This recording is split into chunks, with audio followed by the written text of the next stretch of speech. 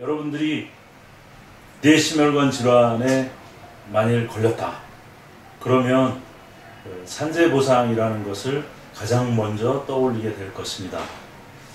그 산재보상은 일단 업무를 하면서 과로와 스트레스로 인해서 질병이 발생했을 경우에 이를 치료해주고 또 후유증이 남는 경우에는 장애에 대해서 보상을 해주도록 산재보상법이 정하고 있습니다.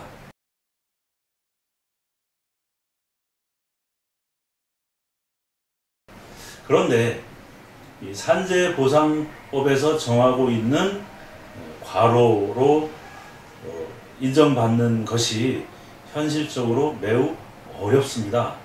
그래서 이 부분에 대해서 본인은 심각하게 문제가 있다고 생각하고 이 부분을 개정해 달라고 국회에 여러 가지 경로를 통해서 청원을 하고 있습니다.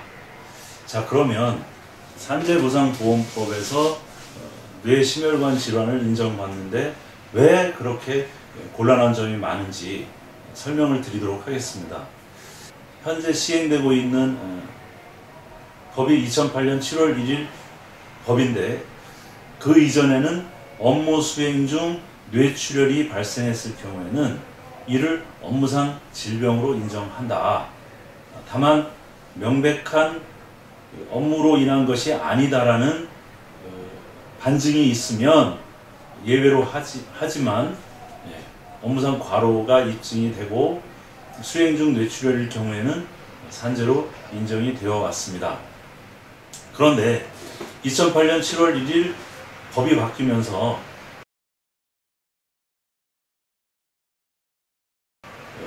이 산재법 시행 규칙에 있던 업무상 질병 인정에 관한 기준이 고시로 위임이 된다라고 정해놓고 이 부분을 고용노동부에서 고시로 정하게 됩니다. 이 고시가 2008-43호 고시인데 그 고시에서 업무 수행 중이라는 부분을 슬쩍 빼버리게 됩니다. 그 빼버린 것이 아주 중요한 것인데 어떤 차이가 있냐 하면요. 수행 중 뇌출혈이 산재로 인정되는 것은 업무를 하다가 쓰러지면 당연히 산재로 인정하는 거였었는데 이제는 업무를 하다가 쓰러져도 그 평상시 업무에 비해서 과로를 하지 않으면 뇌출혈로 쓰러져도 업무상 재해로 인정하지 않는다는 것입니다.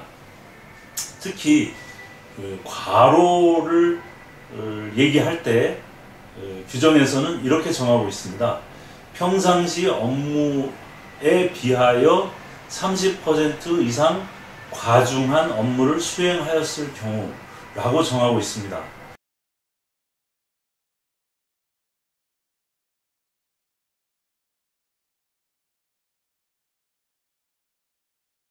그런데 이 평상시 업무가 문제가 됩니다.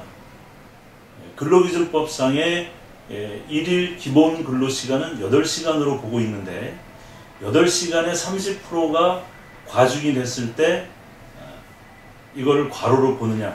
그것이 아닙니다. 이분이 평상시에 10시간, 11시간 과중한 노동을 해왔더라도 그것이 평소에 늘 해오던 일이었다면 거기에 30%가 더 늘어나야만 과로로 인정한다는 것입니다.